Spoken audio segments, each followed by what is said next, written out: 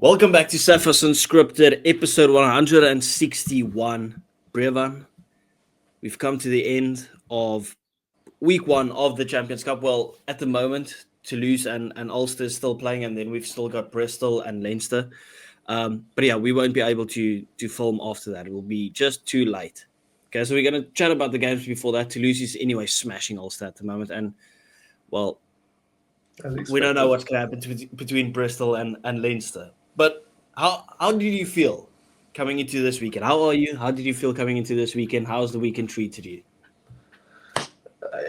Yeah, I feel great personally, but when it comes to our teams, not so great. But look, as expected, I did predict exactly what happened in all three South African games, and not much more to say. It's unfortunate, and I hope Jake pulls his finger out his arse. That would be great. As well as the players, that performance was dismal from the Bulls and as Stormers as well. Just unfortunate. Listen, you not backing the Saffers made my heart hurt, but it probably made you smile looking at that SUPERBRU log because you absolutely smashed it. One thing I always promise myself is just always go with your head and not your heart. When approaching the SUPERBRU. If you want to be a pro SUPERBRU. Obviously, I have that hope in my heart that they'll win. But I've always just lived like if I have that feeling in my head, I'll follow that instead of my heart. So, it's unfortunate, but no complaints really. No ref complaints, nothing from my side for the Bulls. I thought you were just absolutely dismal. And Saracens completely deserved it. Great start in the first 10 minutes, and after that, we just went down the drain. So, well, let's chat about the Bulls in a second. I want to start off first and foremost.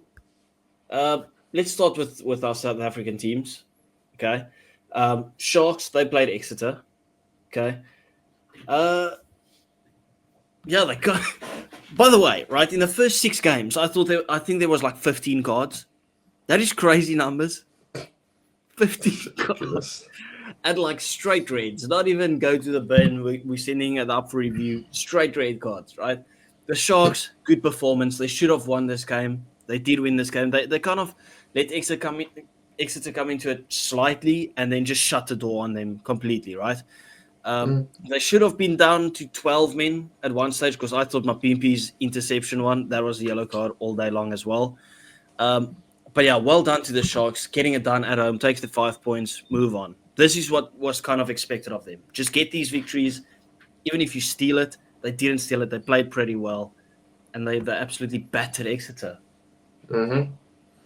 Expected, nothing more to say. And I think, look, at the end of the day, you're playing against the best maybe not Exeter at the moment, but you're playing the best in Europe. And obviously we come from South Africa, our teams.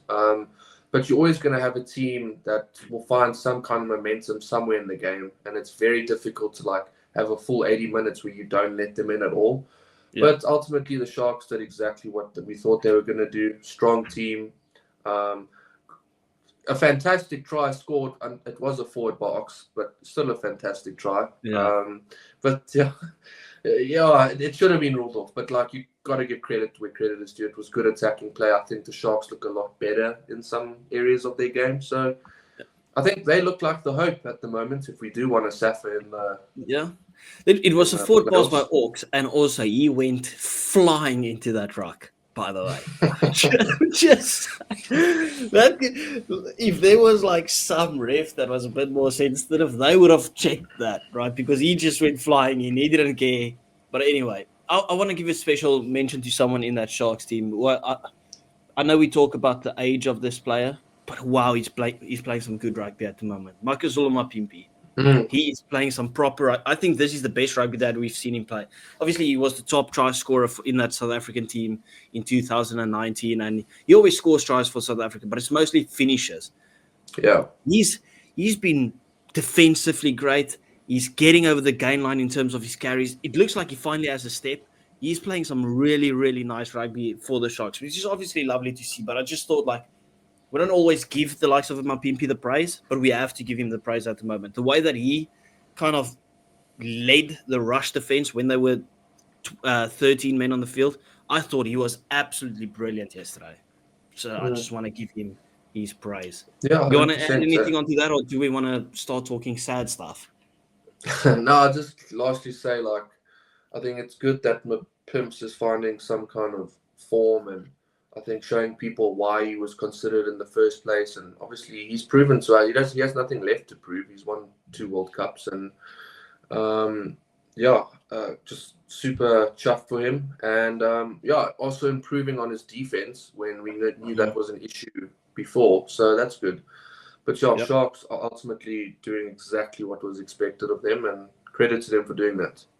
Yeah, big games, big players. They'll go pretty far. Okay, Yeah, I hope so. let's go to my lovely Stormers team, who stunk the place out in the first couple of minutes, and then all of a sudden we played some great rugby. In that first half, I thought the Stormers really looked good in patches, and then the second half came, and I'm not sure if they might still be sitting in the shed. I don't think they've come out to play at all. This Stormers team in that second half was utterly, utterly, utterly embarrassing. That has to be the worst 40 minutes that I've seen of a rugby team.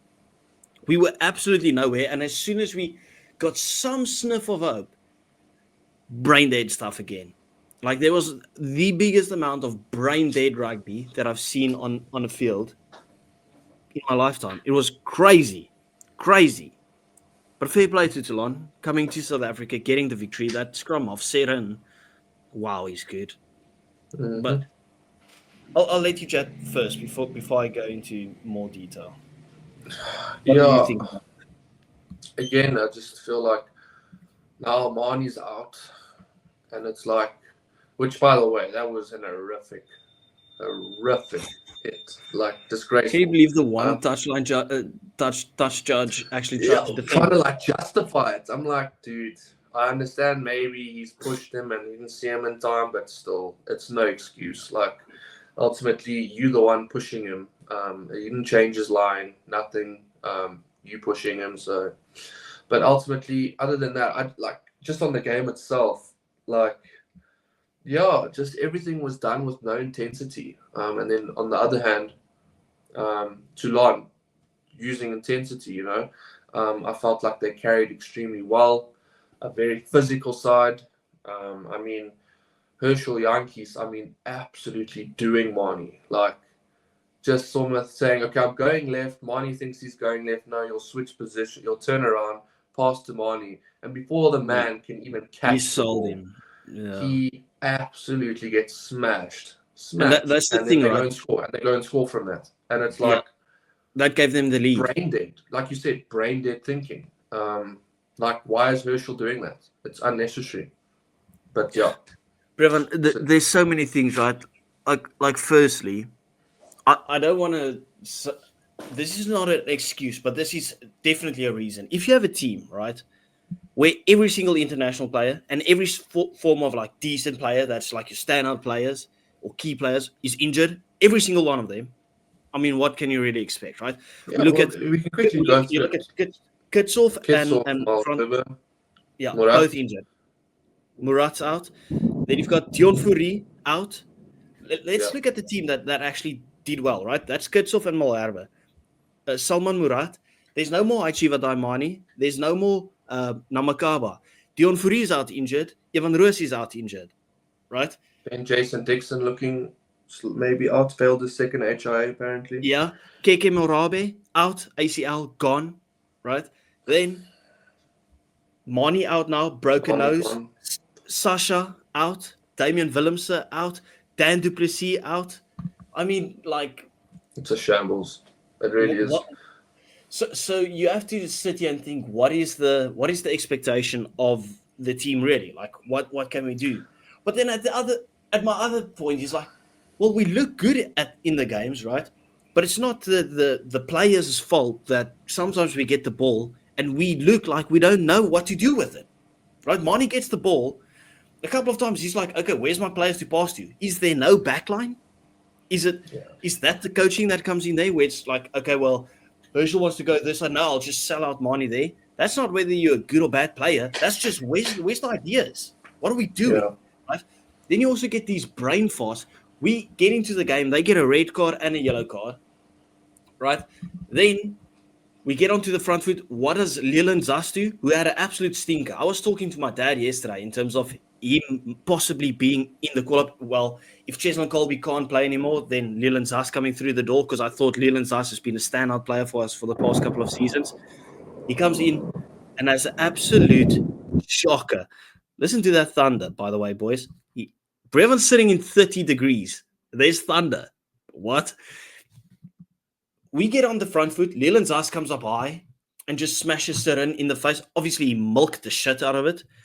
But it's just like, okay, well, there goes our opportunity. And we had other opportunities as well, but we just blew it completely.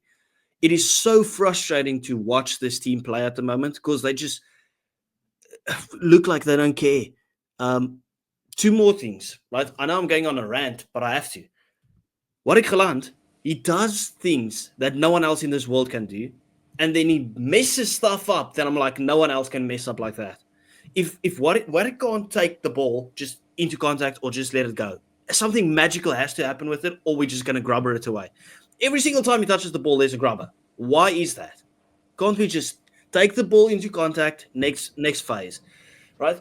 Look at our defensive work. The way that they scored to get to, I think it was their second try. I'm not even sure, from the maul, or they got a scrum penalty or something. They took a quick tap. Just runs over Marcel Tienison like he's not even there. So easy. So easy. Didn't even work for it, right? Just runs over him. Or selling money out, he gets tackled. They don't even work for their tries. We just give points away like it's absolutely nothing. And then we work so hard and we are not clinical. It is a joke. It is so tough to watch this team at the moment.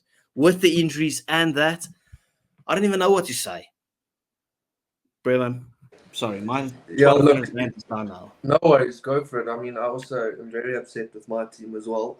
But yeah, ladies and gents, if you see me get a jump scare like that, the lightning is pretty close and it's raining and it's still hot. And yeah, this is Joburg. Anyways, I think ultimately you're right. I think the Stormers are lacking quality players. They're lacking leadership. They're lacking a lot of things in that team that are vital to a winning formula. And I think it also comes back to the point you've raised 1,000 times, and that is there was no effort to build depth in the Stormers this past in the preseason, trying to get players to build depth, etc. You can see it now, and ultimately they're paying the price with these injuries. Which is how many Griqua boys have you still seen? None. Where's our Griqua boys? I keep asking this question. Yeah, it's unfortunate the injuries that are at hand at the moment because it's all your key players, which is absolutely unfortunate. But yeah, I think once again, when the Stormers get those players back, I do expect them to be a better side. But until then, I think the expectations have to be nothing. And I think you just have to let these new guys that come in, and hopefully the right decision gets made to breed youngsters. Because if you can't build depth, at least bring the youngsters up and let them play. Let them get experience instead of like players that are just going to make the same error over and over and over again. So I get your frustration, and ultimately I think the Stormers need to focus on building depth now. And when the players are back that are key to them, then I think they can start looking at being a competitor. I think it's a rites of season. I hate to say it. It has to because it's the injuries are just long-term ridiculous. injuries. It is, and it's so unfortunate, and it's not an excuse because obviously I personally, as a Bulls fan, wouldn't use it as an excuse, and I'm sure you wouldn't as well. But it does contribute massive factors to the fact why you guys are struggling, and yeah, it is super unfortunate. But like you said, players on the field are not taking their opportunities, doing reckless things. Geland, I mean, I remember him at the Bulls, same player, incredible play in moments. He has the ability to make something special. But then 9 times out of 10, he'll do something that is incredibly stupid, like putting a grubber into a guy who's just standing right there or whatever. Yeah. And there he goes, gives away position, and you lose all the momentum you had. So that has to stop. I know you guys are trying to create something out of nothing somewhere, but if it's not, that's not always necessary. Yeah, There's 100%. so many times that I saw it, and I'm like, we have an overlap. Ball goes to a forward that's in the back line, and he just straightens up. And then the ball doesn't come out quick enough because Paul de Vet is a turtle. I don't even care, right? Like, seriously, it aggravates me so much. Just get Imad Khan. Just get him in, getting some experience, right? Like, if you want to say it's a write-off season, obviously it's not fun to say that at all, but it's not going anywhere. Instead of playing some old schmucks or whatever, get some of those young Western Province guys, get them the experience of playing in this high level, right? Like a bunch of those Lucy's, get the likes of Imad Khan. If you want to test that inside center, well, apparently he's going now. Okay, so I'm not even gonna bring him up, but like just get some youngsters to play then. Okay, if you really have to, just say we're gonna do this long form. It could work out to be the best move, right? Because then you actually know your squad depth. But the fact of the matter is, we don't even want to test that. We would just rinse and repeating, going through the same players that make the same mistakes, and it's the same bullshit result every single time. It's so frustrating. Anyway, let's not take away from Toulon. I wanted to say the intensity in that game was crazy. Crazy. And they deserve to win the game. Okay? End of discussion. Let's go over to the final South African team. Bulls. I actually called you guys to win this game, and you got battered. Seriously battered. Bro, what happened there? Yeah, look, it was a shambles. No creativity, no nothing. I think we literally even got bullied. I think physically in some parts of that game, and I'm like, this is not the Bulls I know. And I think Jake White's coaching needs to be looked at. I think the game plan was absolutely dismal. And then at the same time, I'm saying look at the players. And I love Cameron Undercorn. I really back the guy to be something special. But again, quiet. No, not a good game. Um, Everyone just not great. And We can't even use the traveling as an excuse this time, brother. I'm not Like, going you've been to. there for 9 weeks. Yeah, and it's a shambles. It really is. It's not great. And I don't know what more to say. I expected the Bulls to lose, except I expected them to lose with the weaker side. I didn't expect them to go full strength.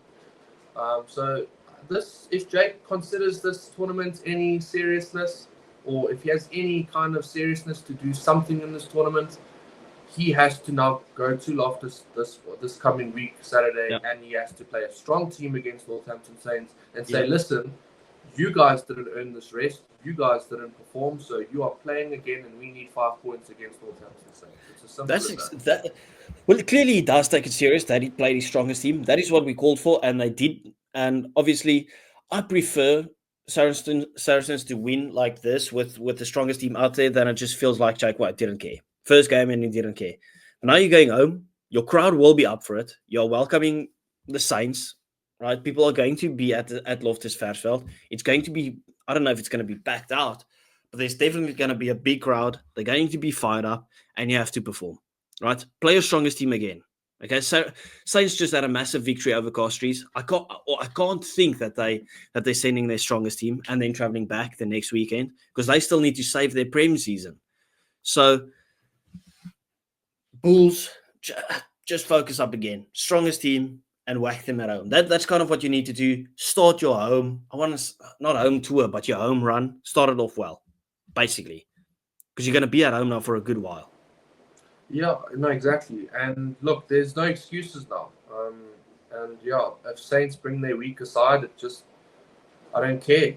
You can't underestimate them. I want a decent performance, regardless of who's in front of us. And obviously, I think credit to Saracens. I did expect them to win, and they did win, and they won a bit more convincing than I think they would, than I thought they would. And that just comes down to players like Itoje performing. Their eighth man, what's his name? I think it's Willis. Penal. Tom Willis, Jack Willis's brother. Yeah, I think, and then Ben Earl coming off the bench. Jamie George, good. I was impressed with their team in general. And it was a shambles from the Bulls. Good performance from. I thought Saracens really controlled that game well. They knew it was a heavy storm, kind of like what we're having now, but the winds were very high, about 50-mile-an-hour winds apparently. Light rain. It was terrible conditions, and they used their game plan to the conditions very well. They adapted very well, and I thought we did as well for the first bit of the game. But then just silly errors again. I think Willie LaRue's the only one that can necessarily hold his head quite high, because I thought he was decent. But other than that, they have to just say sorry to the fans with a good performance against Saints. There's no other option really. So yeah, not much more to say. Yeah, same. Now we'll give Saracens the credit. The South African teams, except for the Sharks, okay, well, the Stormers and the Bulls just didn't pitch up. Nothing really to smile about. It's just a sad state of affairs. Yeah. Anyway, let's go on to the first game. And I said this was going to be a certified banger. I did not know there's going to be weather warnings and literally waterfalls coming from the sky for this one. Bath and La Rochelle. And usually with a game like this, you can just see that the team with the more dominant forward pack will most likely win the game, right? That's basically how this game is being played, just tight and whatever. And that's kind of what happened. Bath came into the game in the second half again, and looked very good. But La Rochelle, you can't let them get a three try lead. That is crazy, and expect to come back. So yeah, they got it done at Bath. I didn't expect it. The SUPERBRU went for Bath, but yeah, credit to La Rochelle. I mean, they played well. Those are terrible weather. That's terrible weather to play in, by the way. That's crazy. Yeah, I mean, a few Premier League games or one Everton and Liverpool get called off due to storms. I've heard it's really rough out there. Like, it's just the storms are quite rough. And yeah, but ultimately, I think credit to La Rochelle. We did not give them a chance. And I don't even think the weather was a factor either, just purely because if you look at who plays in that weather more, it's arguably Bath that would play in that weather a bit more. So yeah, no excuses there from Bath's side. But like you said, the issue there is you don't kind of learn from your first try given away. You let 3 in before you wake up. No team can ever. I mean, you get one in 10 teams that will make a comeback after a 3-try deficit, and just not great for Bath. We thought they were going to win that game, but yeah. Other than that, that is a massive victory for La Rochelle, because of the pool that they're in, right? We said this was kind of the pool of death, and we expected Bath to play second because they might lose to Leinster. But now, all of a sudden, that shakes things up a bit, because now they know they have everything to play for. They know they're one of the favorites at the moment, or one of the big underdog stories. It makes it very exciting. Yeah, I have nothing else to add to that one. Want to move on? Clermont smashing Benetton, just 4 tries to 0, as expected, at home. I don't think we need to add anything to that. That was kind of just expected. Saints smashing Cast, as both of us said that at some point they're going to eat form. They eat form against Cast. It was a great performance from start to finish, just battle ramming them. I think both of us were pretty close. We said 20 points, right? Ended up with 30 points. Just tells you how clinical they can be. Yeah, and we said Munster might sneak over the line with a decent with a scrappy performance. Brevin, they pitched up. They pitched up to play. 33 points to 7. 2 red cards in like 2 minutes, by the way, for Stade Francais. But do you reckon that this is the true Munster now? That Munster will start kicking on in the URC now as well? They got a massive victory over the Lions. We spoke about it, where we said, is that the confidence booster that they needed? Could be, because that was a solid performance. Yeah, it was a great win. And yeah, I think I did back Munster in this on SUPERBRU. I cannot remember 100%, but I just think Munster are a quality side, and they're very up and down this season. But yeah, it's obviously we want our fellow URC counterparts to do well in this tournament, because we firmly believe we are the best rugby league in the world. And yeah, I think it showed there with Munster obviously pulling that off. Great performance. A struggling Munster as well, so you've got to give them credit for picking themselves back up. So yeah, credit to them. And also, if I'm correct, we had Munster not escaping that group, eh? No. I don't know if I did.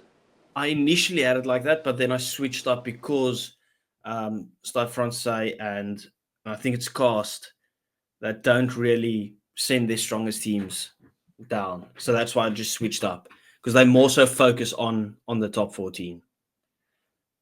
So I had Munster coming in third, if I'm not mistaken. Okay, yeah, no, that's fair. That's fair. I think I didn't give them a chance, which is quite harsh, or I gave them fourth. So hopefully they can pick up from that. And yeah, I'm going to try to speak as little as possible because I know it's pretty loud. But yeah. No, it's fine. Next up, once again, we called this, right? I actually had it a bit tighter, but I was very confident in Glasgow getting the victory. I said, put your house on it. Wow, they were good. So good. And to be fair, right, I don't even think Sale were bad. I really don't think so. It's just that's how good Glasgow were. From the start, right? Sale's defense were great. In that first 5 minutes, like Glasgow just went side to side to side. Persistency. Until finally they got through Hugh Jones inside to George Horn, who goes in for the try. And that guy scores a hat-trick. George Horn. He scored a try in the first 10 minutes. Then he scored a try in the first 20 minutes. Then he got sent off, came back and scored his hat-trick, all in the first half. Crazy. But once again, is this a home ground bully? Is this Glasgow? Because I don't they even beat think teams it's away from home us. ground because they came to Loftus and bullied us in a final. I mean, that's enough to Have to Stellenbosch and bullied us as well. Yeah, exactly. Yeah, credit to them. And we said, and like I said, a few of the Scots don't like it that we put these guys up there as the dark horses and possible favourites or part of the favourite group. They have to be up there. And they've proved why they should be considered as, dark horses, because Sale is not an easy team, if that makes sense. They not are at all. Team. Yeah, and they are a tough team to beat. Yeah.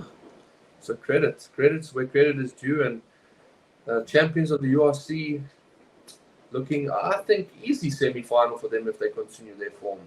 That's what I'm saying, right? If they get to the top of the pool over here, because obviously if you have home ground advantage, you usually win. But for them, it's like a game changer, right? And it's not that they have something that just plays in their favor. They just play so well at home. And I'm not trying to say that as they're playing bad away from home, but just the way that they play at home is crazy to me. I feel like Glasgow at home can beat any one of these teams. I'm not even joking, right? I know Toulouse, they're absolutely great. I know Leinster, they're absolutely brilliant. I haven't seen this Glasgow team lose at home, right? I can't even remember the last time they lost at home. And it's not like they're just playing bums or anything. And they put in solid performances as well. That Sale team just came back from smashing Leicester Tigers. Leicester Tigers just gave Union Bordeaux a run for their money, who we said are absolutely ridiculously good. I'm just saying. At the same time that game was on, Racing 92 took on Harlequins. There's a lot of people that backed Harlequins, and I just had a feeling Racing 92, they're getting the job done. There's no Owen Farrell, right? Everyone that spoke about this battle, Owen Farrell's injured. I think he's injured. But yeah, one of those wet games once again, the same as Bath and La Rochelle, maybe not as wet. But yeah, this was a close game until the end, and then Racing just kind of ran away with it. Did you manage to get an eye on that one? Sorry, it's hailing now. Sorry, so I don't know if this is going to last much longer. But yeah, look, at the end of the day, just credit where credit is due. I can't really add much more. I didn't get to see the game, but obviously I expected Racing did pull it off, eh? Yeah, 23 points to 12. I thought they would. I think, maybe I backed Harlequins too much. I thought they're a good side, but they've struggled recently, getting 50 and then now losing to Racing. A lot more to do for them. But Racing have quality players. Do you know how long Owen's out for, or is it like a short-term No, I'm not even sure if he's injured, right? I'm just saying that the talk of the town was that battle. He didn't even play. Yeah, no, sorry, there's hails getting big. No, it's fine. Yeah. Okay. I'll quickly run through the final two games. If you want to jump in, you can jump in, but then we can just wrap it up, right? Because these were kind of expected results. Union Bordeaux beating Leicester Tigers. Leicester stayed in the game. They were in the lead at halftime. I think the score was like 18-12 or something at halftime. I could be mistaken, but Leicester Tigers were in the lead. They played some great rugby. Came off to a flyer, and then all of a sudden, Union Bordeaux just kicked into gear in that second half, and in the end, Victor's 42 points to 28. All right, so 14-point victory. Leicester Tigers did get a consolation try at the end of the game as well, so it wasn't even just 14 points; it was 21 points, and then consolation try at the end. And then literally now, while we were filming, that's why my head keeps going back because I was watching the Toulouse game. 61 points to 21, as predicted. My SUPERBRU prediction was 38 points. They beat them by 40. Yeah, just an absolute hammering once again. You know, the DuPont Glazing Club came in 3 minutes into the game. He didn't even do something crazy. They just love it. But yeah. Do you have anything to add to those two games, Brevan? No. Okay, everyone, thank you very much for watching. Please do remember to like and subscribe. We do appreciate you guys, and we will see you next time. Bye-bye.